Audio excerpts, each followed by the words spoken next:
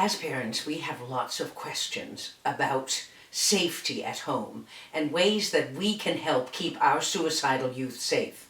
Parents, youth, service providers, and experts in suicide prevention have come together to share with us what they found most helpful and most hopeful in their journeys, and to reassure us that we are not alone.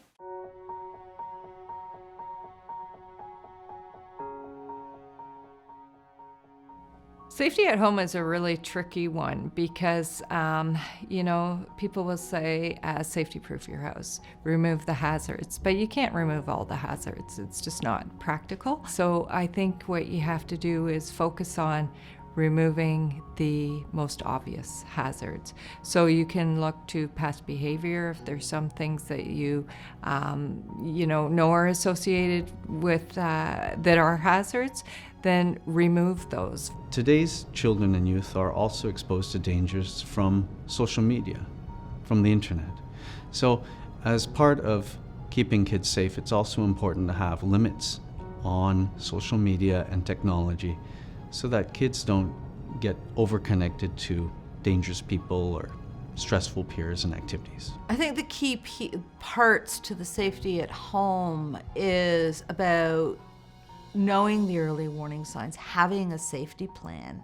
I would build a checklist of what items in the house are either a trigger item or a difficult item to be around for yourself or your youth.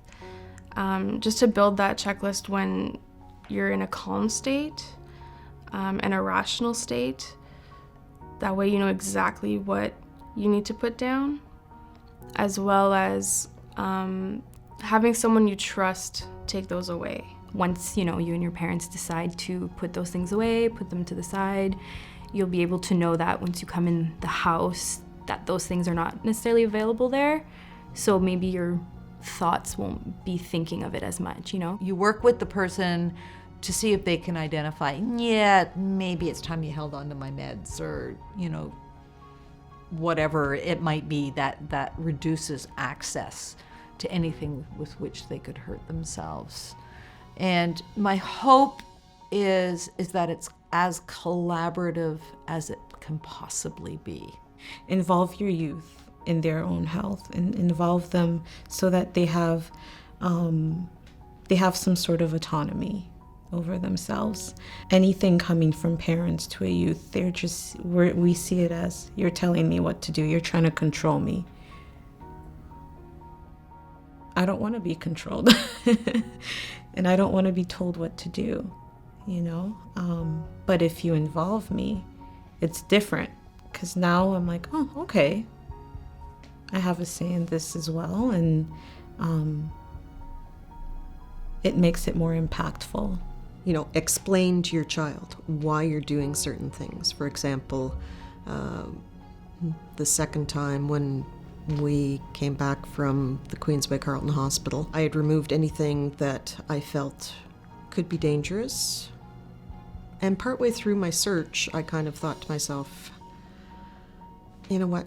There's a whole house here. I can't remove it from the whole house. It's better if I sit down with her and tell her, I'm really concerned about you. You need to communicate with me if something is wrong. If you're feeling those feelings again, it's really important that you tell me about that. And that way we will develop trust. You don't want me going through your stuff. I understand that, and I respect your privacy. But don't push me to the point that I need to take action to protect you.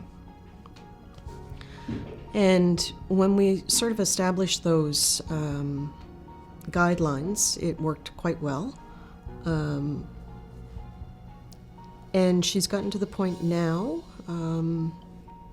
at almost 19 years old, that she's pretty responsible. Once I was getting more aware of how I was feeling, I was able to tell my parents, hey, I need, the household cleaners put away, or I need sharps put away, any medications put away, because I knew that if they were going to be around, I might be doing something that I would regret later on. So depending on how I felt, they could be taken away for a couple of days, they could be taken away for months, but at least I knew that I felt safe, and my parents felt comfortable knowing that I was safe as well.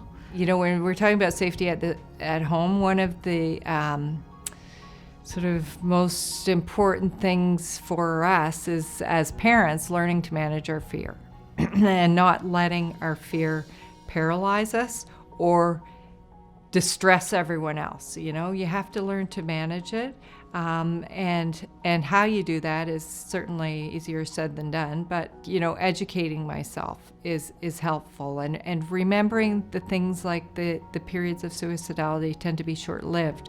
So this, as scary a period as it is, if you can kind of keep your eye on the prize and just stay calm and manage your fear, because your child is probably really scared. So you can't both be. You can't obviously be with them all the time, but you're always aware of where they are and what they're doing.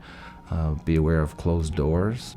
I think they know that you asking how they're doing is supportive for them, even though it appears that they don't want to talk to you because the door's closed. I also think that my family, when I had that door shut, maybe could have just checked in more, like, oh, is he actually video gaming, or is he actually on the computer? Because you don't actually know what they're going through until you not seem or act interested, but you actually take the time to sit down and engage with the person.